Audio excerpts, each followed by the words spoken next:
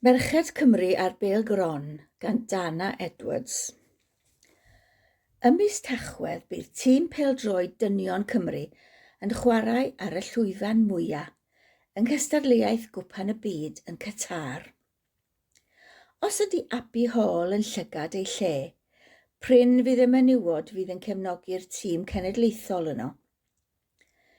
Fe gyhoeddodd hi glip o'r gêm yn erbyn Awstria fis Mawrth gan ddweud, "Where are the women fans?"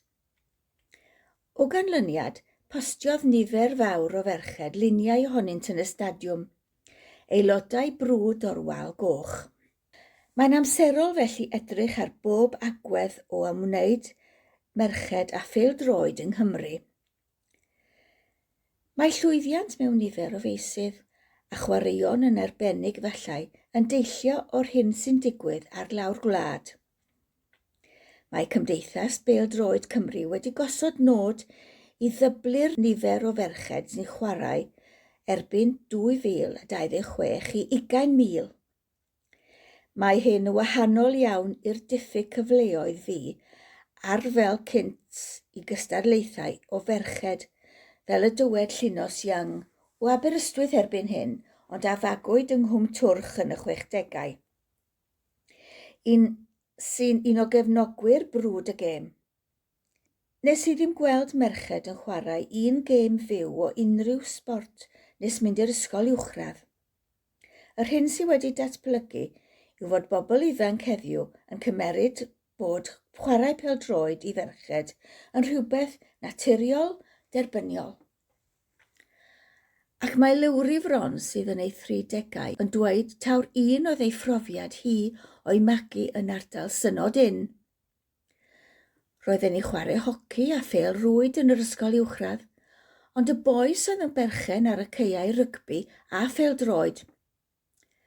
Dwi'n credu bod hynny wedi newid erbyn hyn, yn yr ysgolion ac mewn clybiau lleol sy'n beth da.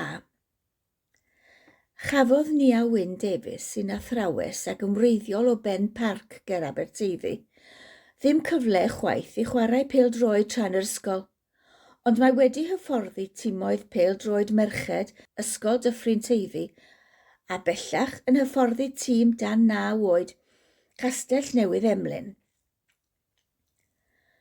Wrth gwrs, mae'n ffaith bod rheidrwydd ar bob clwb yn uwch gynghrair Cymru i fod â thîm merched erbyn hyn yn sicrhau mwy gyfleoedd i ferched barhau i chwarae ar ôl gadael yr ysgol hefyd.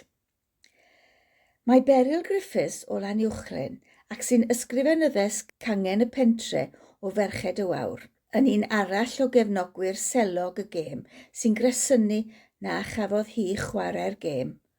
Ond mae'n falch i'w merch fod o genhedlaeth gafodd gyfle i chwarae i dîm yn ardal y Bala. Un arall o amcanion y gymdeithas yw cynyddu'r gefnogaeth i dîm merched cenedlaethol Cymru.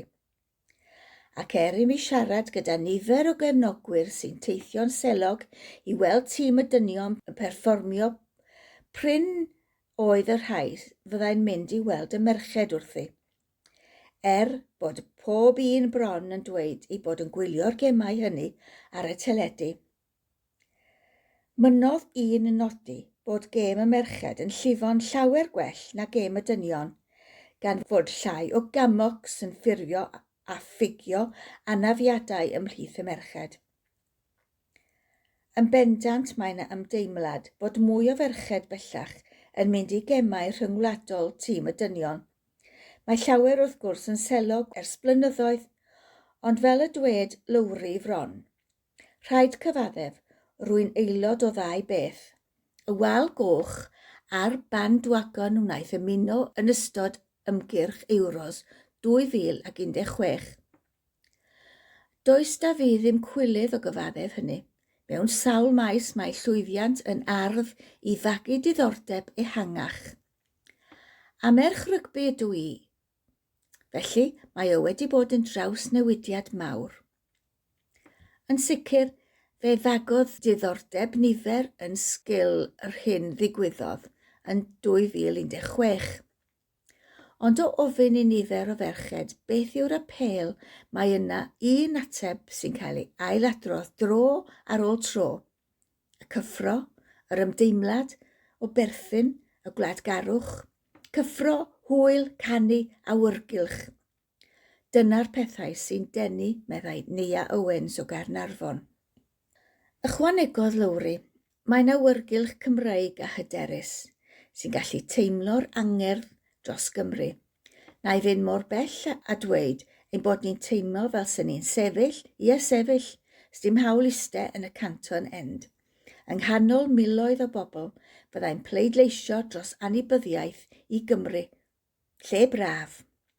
Ond faint o ferched fydd yn mynd i Qatar i gefnogi'r tîm dybed?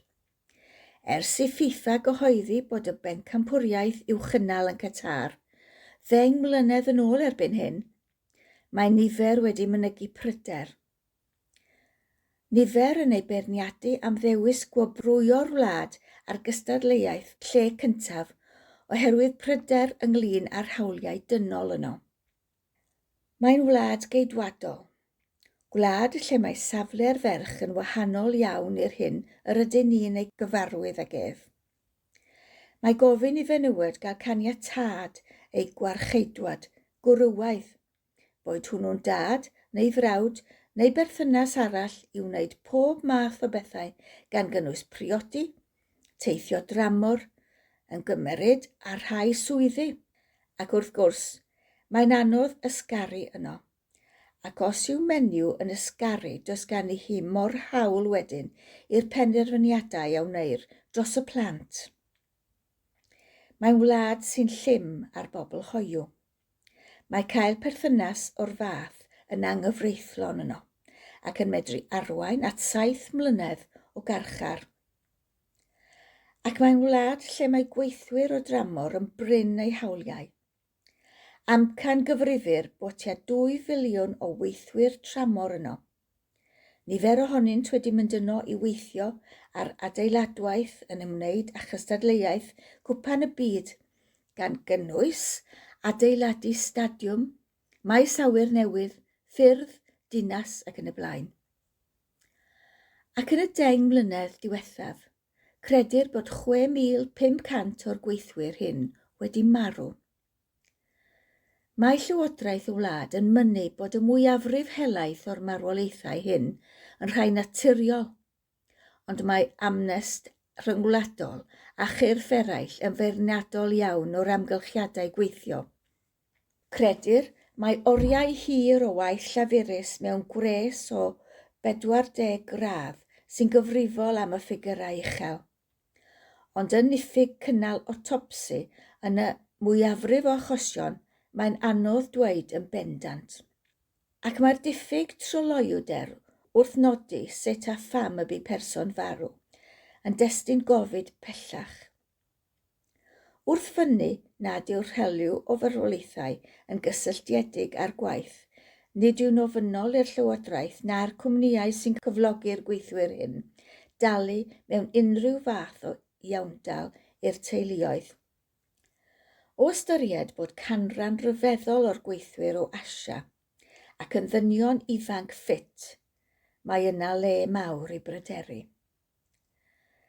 Yn sgil hyn oll, mae llawer o gefnogwyr brwd ein tîm wedi gorfod ystyried yn ddwys a dynt am fynd i Qatar a'i beidio, bod llawer fel Beryl yn ddiolchgar fod pêl-droed wedi rhoi'r cyfle iddynt ymweld â rhannau difyr o'r byd, na llent wedi ymweld â hwy fel arall.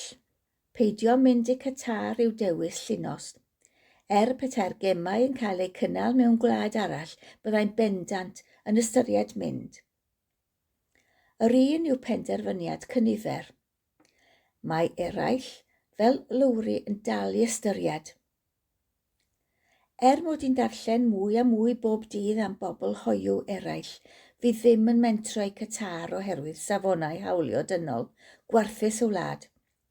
Mae yna rhywbeth yn fy mhen i sydd eisiau cicio yn erbyn yr anhegwch hwn a mynd beth bynnag.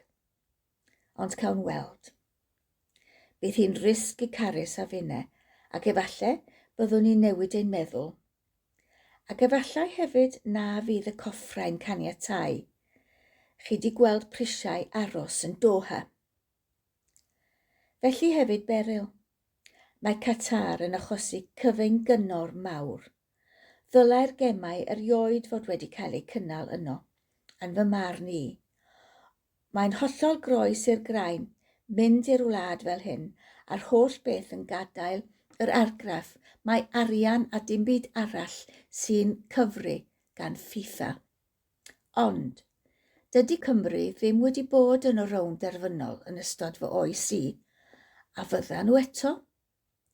Mae'r tîm yn heiddi pob cefnogaeth a pharch am gyrraedd yno o'r diwedd ar ôl yr holl siomedigaethau ar hyd y blynyddoedd, ac mi fyddai'n wych ei gwylio yn cystadlu ar y llwyfan pwysicaf un y myd pêl-droed.